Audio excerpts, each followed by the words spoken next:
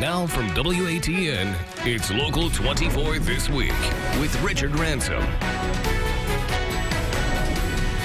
Welcome to Local 24 This Week. Hope you had a great weekend. We're here to give you the real story behind the big stories, now twice on Sundays at 9 a.m. and again at 10:35 p.m., making it easier for you to catch up on what's been going on.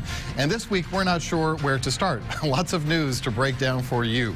Cohen's Game of Chicken has the whole nation talking. Memphis Congressman Steve Cohen stirring things up Thursday by calling U.S. Attorney General William Barr a chicken for not testifying before Congress.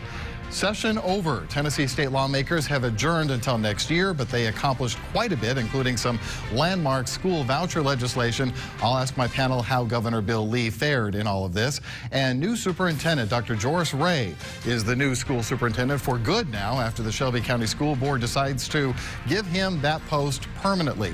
Was it wise for them to do so without doing a national search, as some parents wanted? Well, later in this half hour, I'll go one-on-one with Dr. Joris Ray. But first, let me introduce my panel this morning. Ryan Poe is a columnist with the Commercial Appeal, the 901 he writes every morning, and Otis Sanford is Local 24's political analyst and commentator. So I want you to analyze and commentate for me. I'll be happy to, Richard. The issue with Steve Cohen. He has always been a character, I think, is how one news anchor on one of the news networks described him, and he fulfilled that role quite well this week, I would say. Did he ever? And you were right in your introduction. He had the whole country talking about this. National news anchors were talking about it, not necessarily in a good way.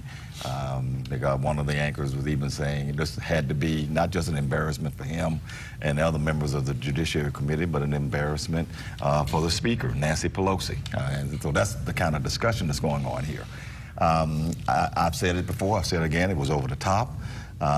He said that this was a serious constitutional crisis because Barr did not come, the Attorney General did not come to the committee and speak. Well, if it's a serious issue, then why are you turning it into a laughingstock and a joke? Bringing in a bucket of fried chicken? I mean, come on. That is the most ridiculous thing.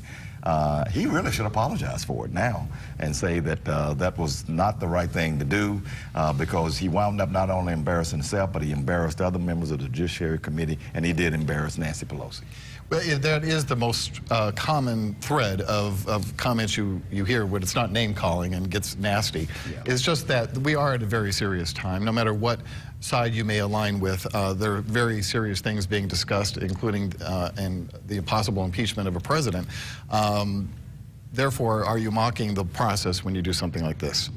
I think almost that Cohen is more mocking the lack of process, I guess, from Attorney General Barr and others, who Barr did not show up. And how better of a way can you figure out to get the whole nation talking about Barr not showing up than bring out a bucket of fried chicken and put a rubber chicken on the. I think it was humorous. It was silly, of course it was, but it was with a point, and it was a point that highlighted kind of the silliness of what's going on in Washington right now. Yeah, but the problem here is that now the focus is on Steve Cohen and the Democrats and not where it should be on Barr. Barr should have to come. I mean, the Congress is a branch of government that has oversight. All of these, that's serious stuff. But instead of people talking about that now, they're talking about Steve Cohen. And people are shaking their head over that. I guess I have to disagree on that. How does this play at home with the constituents? Because that's what matters most for Steve Cohen. Do they love it? Do they eat it up? Excuse the pun. Or does it backfire? What do you think? What do you think? I know what I think, but let's get what you say. I don't think Steve Cohen has anything to worry. I think he's very well liked in his district, as his elections by landslide show. Yep. I don't think this is going to hurt him in any way. I think it's nationally, yes, people will hate on Cohen, but locally, I don't see that translating into. Oh, I agree with that. I mean, he has no danger of losing his seat over this because he is so popular there. He has the seat until he retires. But the issue is he will never, because of this, I don't think he will never be taken seriously, not really, on a lot of other very substantive things. And he has done some decent things in the community, especially bringing grant money in for health care and education and infrastructure and things of that nature. but he will always be seen as this prankster and not seen in a different light in my mind. I don't know. I think he'll be continue to be in. He's a frequent guest on the cable news programs. Oh, they love it. And I think he probably one-liners. Boosted his stock a little bit in that regard. All right, we're going to take a break. We're going to talk about a couple of things when we come back. First of all, busy week at the state legislature, at the state capitol in Nashville, and then also the permanent hiring of a new superintendent for Shelby County Schools. We'll be right back. Constipation is more common than most people realize, as it affects about 15% of the U.S. population. If you're one of the many people struggling to find relief, call the medical doctors at CNS Healthcare. They're researching a novel medical device, chemical-free, as a treatment option for people living with constipation. And if you take part, you'll receive the study treatment and related medical care at no cost. Call or visit online to schedule a confidential consultation today. CNS Healthcare, where research is the answer. Everyone who has ever lived has lived here. All of mankind's triumphs and failures. Every moment, every hometown, all here. We start our coverage on the ground and take it to the airwaves, so you always know what's happening in your own world and beyond. We are free TV and radio. We are breaking news. We are always there. We are broadcasters. Never stop chasing the story. Be committed to being there. We're glad you're okay. Oh, thank you. On the scene, wherever the story may be. You could hear the gunfire just around this wall. Always reaching higher together. Back on the job. Back in the job. Help build my country back. Local 24 News at 5 with a news team you can trust. And World News Tonight with David Muir, America's most watched newscast. When it comes to your money, whatever you want to get smart about, you can find at smartaboutmoney.org. Smart About Money is a free online resource. We are a non-commercial, non-profit organization dedicated to helping people just like you get information about money. For everything from how to build an emergency fund to how to deal with job uncertainty, smartaboutmoney.org has the answers you've been looking for. Smartaboutmoney.org, the easy place to start when you want to get smart about your finances. You're watching Local 24 This Week with Richard Ransom. All right, let's talk about the legislative session that just ended this week and some ramifications therein. The biggest, of course, was the big bill that Governor Lee wanted to pass in the worst way. There was more arm twisting going on. I was surprised people weren't walking out with casts or slings out of the State House and Senate floor. But nonetheless, he got it through. I mean, you got to hand it to the governor. He got it through, Ryan. Yeah, he did, and it took a lot of effort, and it will be maybe his biggest legislation of his first term, probably without doubt. That'll be the biggest thing that people will feel on a ground level. But it's not over yet. You know, I think that there's still a lot of uncertainty about how this will play out legally. I know the legislature said they put in a provision that forbid the school districts from using school funds to sue the state. A dozen or if not more amendments that got tacked on at the last day or two when this was in conference committee, Otis, and the price kept going up.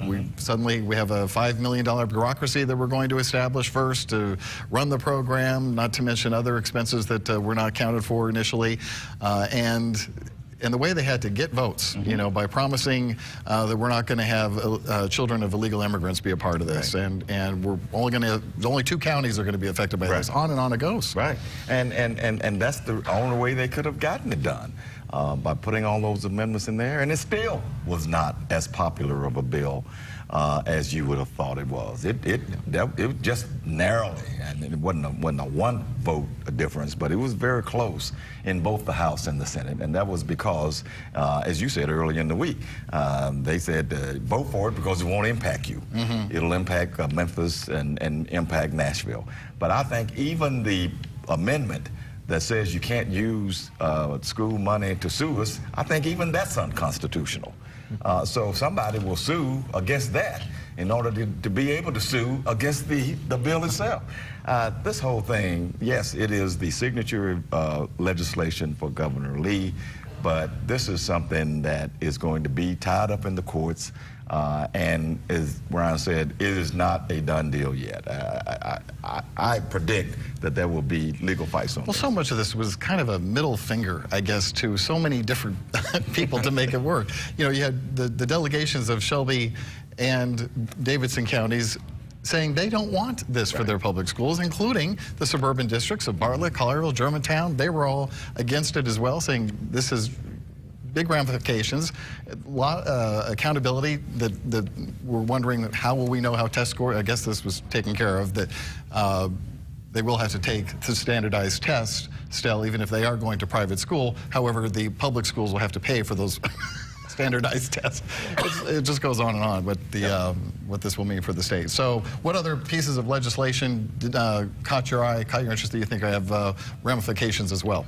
Well, the one that caught my eye was that the voter registration bill. I mean, that was one in which caused a lot of controversy, not as much as the voucher bill, but when you start putting civil sanctions on registering to vote, when you even make it a misdemeanor to not go through some training, that to me sent a chilling effect on just the idea of registering people to vote. And the Republicans and the Secretary of State, Trey Hargett, tried to spin this the best way they could. And I support some things like training. You need to have training. And I also think that you need to also bring in you need to bring in people and show them how to do it right, and they need to turn those forms in on time.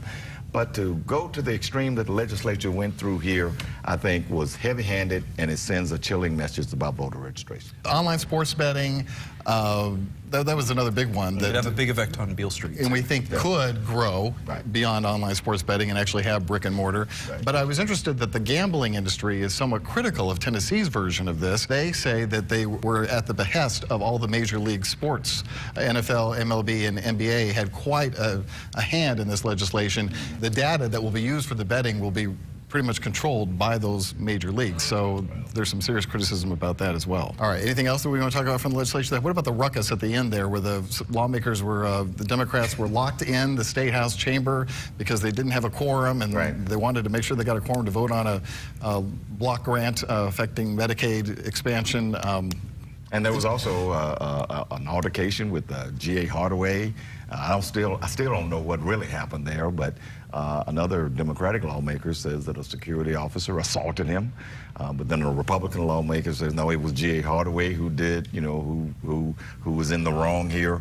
Again, that just, to me, it showed the dysfunction of the legislature at the end, and I think it was one of the bad moments of the whole session. Yeah, very divided, aren't they? Yeah, that was a good example of just how divided the session was. Governor Bill Lee, he did win some major, I mean, there were major wins for Republicans, no doubt. No doubt. Democrats were saying this was the worst session they thought ever, or in a very long time. For Bill Lee, he would look at it as maybe probably the best session. Yeah. You know, but at the same time, he made a lot of enemies this session, and that's going to affect the whole rest of this his term. Yeah. Let's talk about the new superintendent as well. They were speaking of division. I don't know if I've ever seen such back and forth among parents over the choice of a superintendent. And maybe it's because Dr. Joris Ray has some history in the school system, so people know him and are going to be his biggest protagonist and antagonist, apparently. But you had a lot of people who wanted the national search, and the school board deciding unanimously, no, we like our guy, we're going to go with him. Well, and I guess in my mind, and you know, I'm not theoretically opposed to national searches, although some national searches we've done in the past haven't yielded the best superintendent in the world. Let's be honest about that. But I think what sort of convinced me that I'm okay with all of this is that the school board voted unanimously. And I don't think that they were just rubber stamping something here. They listened. There are some very conscientious school board members on that panel right now, and I don't think that they would have been led just down the road blindly. And the fact that they voted unanimously to suspend the search based on the support that he has with teachers and principals and all of that, I think that, to me, convinced me that I'm okay with this, even though, yes, I think parents should have a right to be heard. And a couple of them said, I'm voting for Dr. Ray, but, you know, he works for us, and if there's a problem, we'll take care of it. We'll take it. Yeah, now parents, I mean, I understand their concern. I mean, they want the best superintendent for their children. National search would guarantee that they had all the options there. But at the same time, the school board was looking at this as they wanted an expert on local issues at a time when there's a lot of local issues at the school board right now. Vouchers is just one of those, but also the plan to expand and close some schools. There's a lot of things going on right now. Having someone who knows the lay of the land locally can be a big help. Yeah, you hire somebody from Sacramento who is going to have a 6-month learning curve at least before they have any familiarity with the issues. And Dr. Ray's been in the school system more than 20 years, starting as a teacher, working his way up.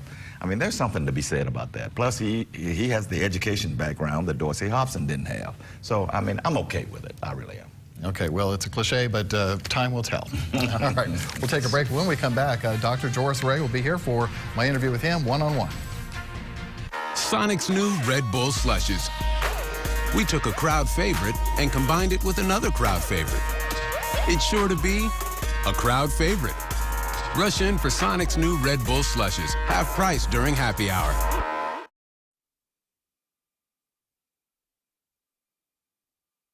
This way! Lewis! Whoa. Suddenly, we were face to face with the first grizzlies we'd seen west of the Mississippi. Discover Huck, Finley, and a whole world of grizzly bear adventure. Grizzly Ridge at the St. Louis Zoo. For more information on zoo hotel packages, visit stlzoo.org. Can we go again tomorrow?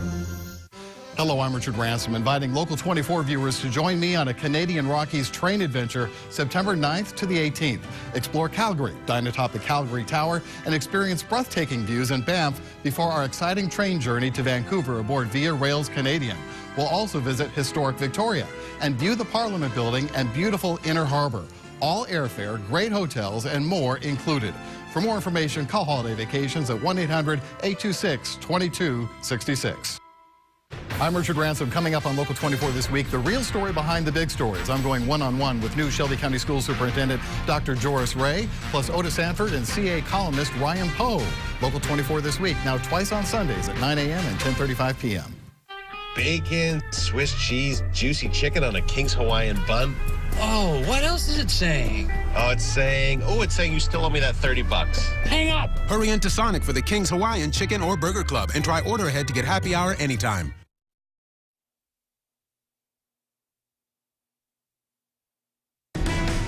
And we're back on Local 24 this week for my one-on-one segment, and we are thrilled to have as our guest Dr. Joris Ray, the new superintendent for Shelby County Schools, Richard. the largest school district in the state.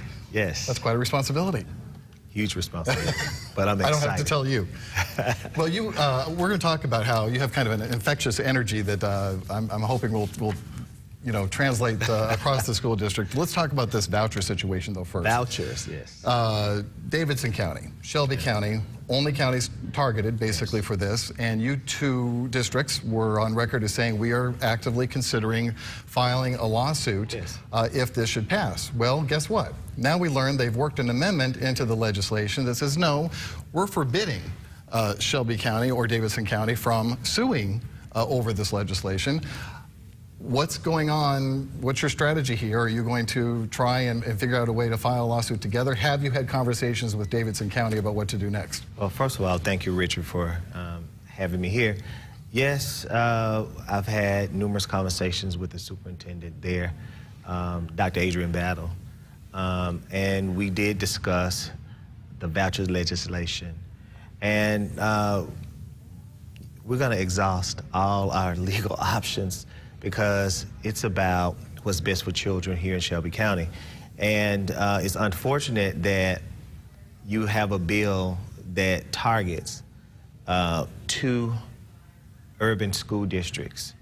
And I'll get back with my general counsel and also with the school board, and we're going to see what's the legal remedy. So they may have passed an amendment saying you can't sue us, but that doesn't necessarily mean you're going away quietly. Is that fair to say?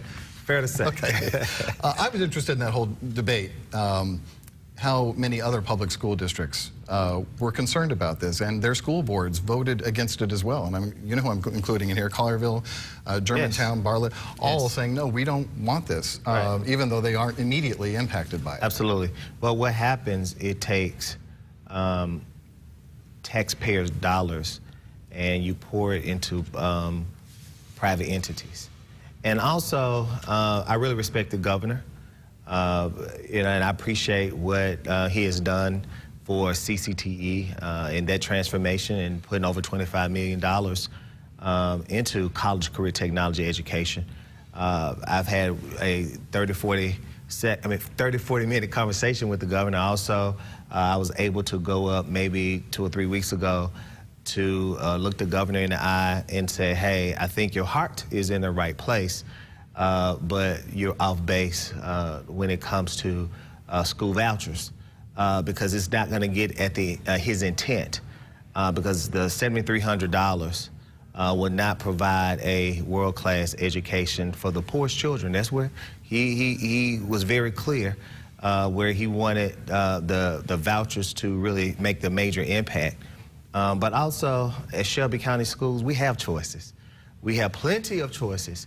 And let me say, you're talking about charter schools, I-zone schools, or other options? I-zone, just our entire portfolio of schools. Let me ask you about, first of all, your hiring.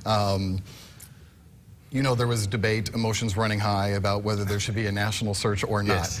Was there a part of you who said, go ahead and conduct a national search, I still believe I'm the best guy, and you're going to come to that conclusion? If it makes you feel better to do the national search to come to that conclusion, go right ahead? Well, what was Richard, your position on that? You know, Richard, you know, it was up to the will of the board.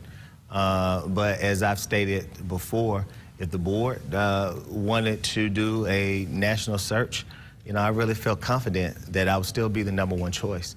Not only that, you had emotions from maybe 15 to 20 parents.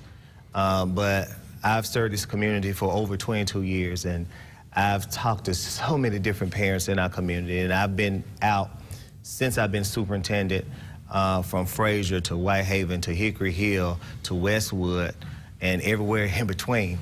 And I've seen dozens of parents and community leaders, and their arms have been open. They've been supportive. A lot of them have. Let me ask you though, that I think the biggest advantage of hiring someone from within, it can also be the biggest disadvantage. The advantage is, you know, the inner workings that if they hired, as we said earlier in the show, if they hired somebody from Sacramento, sure, it's going to take 6 months of learning curve. Absolutely. But they also would bring a fresh perspective, a fresh set of eyes. That there is, some folks have expressed to me just concerned that, is your institutional knowledge so great after spending so much time in the school district, are you going to be able to cut through, you know, friendships, alliances that have formed over those years and look at things with a fresh set of eyes and make the changes that are necessary? Richard, at the end of the day, I have a holy determination to do what's best for children. No friendships, alliances will ever keep me from doing what's best for children. We can look at the work that we've accomplished over the last 90-so days. It's about figuring out what's best for children. And I'll say I have a fresh set of eyes. Because at the end of the day, my heart and soul is with this community, but at the end of the day, it's what's best for children. What are those fresh set of eyes telling you are some of the biggest changes you would like to see right away? Well, you know, one thing, Richard, I pulled a profile on all of our students, but what was glaring, where we were missing a mark, is how we're responding to African-American males. You turn on the television, you'll see, you know, a teen being murdered. And I want to see how is Shelby County Schools playing a part in some of the societal ills that I've been witnessing on television. It just breaks my heart. We had a young man to be murdered a couple of weeks ago, and just driving down the street, and Richard, I wept. And so I went back and looked at the data, our suspension data, student achievement data, data around graduation as it related to African-American males, and it was a bit alarming. Well, no question, there's improvements that can be made, sure, and I wonder, there's this constant give and take about what is the role of our educators and our schools. You know, are they educating and teaching, or are they also having to fulfill the role of parenting? And you know, you now provide 3 meals a day at some schools. Sure. Katina was a principal for a day this week at one of your schools where they have laundry machines because kids aren't getting their laundry done, or they're trying to raise food from the food bank to take home so kids have food on the weekend because they don't. So there are some real issues there. And where do you see is how much is too much and how much can the school system really be expected to do? Well, Rich, it's never too much. Childhood trauma is real.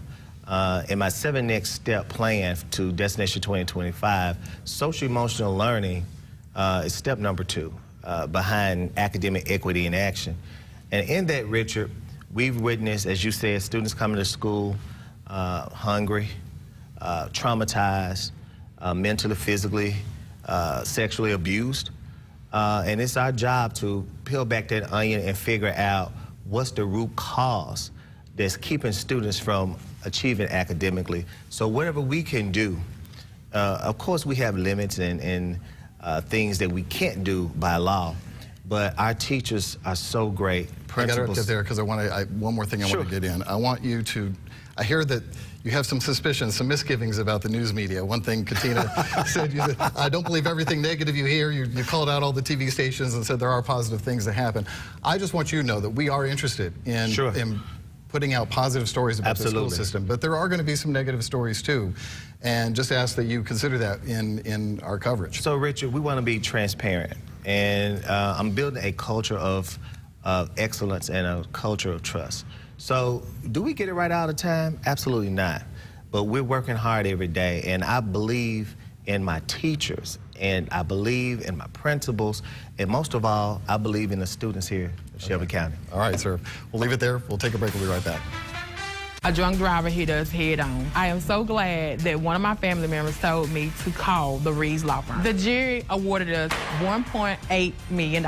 If you or a loved one have been seriously injured, call us immediately. Let us be your voice. If you have Medicare, listen up. Medicare alone only covers 80% of your costs, leaving you to pay the rest. Changes to Medicare are no laughing matter.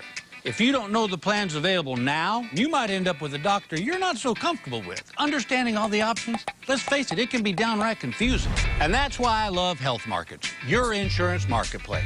They search thousands of plans from leading insurance companies to find a plan that's right for you. Plans that have prescription drug coverage, dental and vision care, and that offer extra benefits you may not even know are available. Some plans may eliminate your out-of-pocket costs, like co-pays and deductibles, and there's even plans with no monthly premium. And they can find you a plan that lets you keep your doctors. You can enroll today. So call Health Markets now for free help.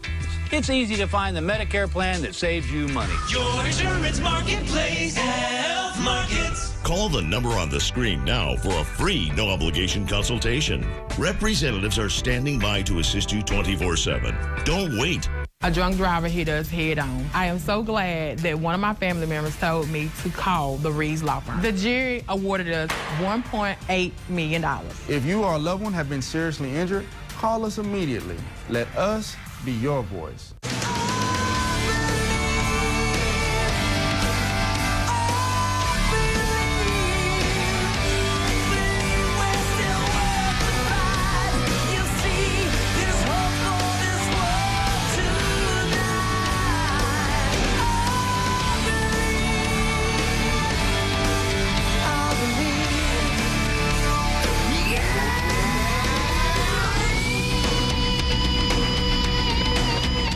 Otis Sanford, get his point of view. Weeknights on Local 24 News at 5. That's all we have time for today. I want to thank my panel. I want to thank Dr. Ray for being here as well. Thank you, Richard. Very much. Good luck to you. And thank you as well for being here. We'll see you next time for Local 24 this week.